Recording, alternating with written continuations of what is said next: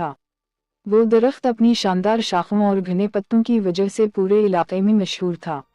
मगर इस दरख्त के बारे में एक पुरस्कार दास्तान भी मशहूर थी कि रात के वक्त वहाँ एक हसीन दोशीज़ा का साया ज़ाहिर होता है जो हर देखने वाले को अपनी तरफ खींच लेता है।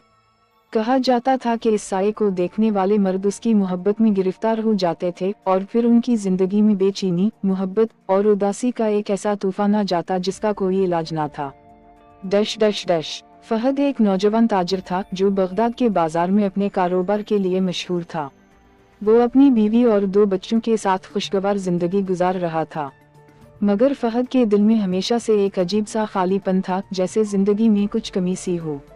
एक दिन फहद शाम के वक्त अपने दोस्तों के साथ गुफ्तगू करने के बाद घर वापस आ रहा था कि इसकी नज़र इस पुराने बरगद के दरख्त पर पड़ी। दरख्त के नीचे हल्की सी रोशनी में एक हसीन लड़की का साया नजर आया। वो सियाह लिबास में मलबूस थी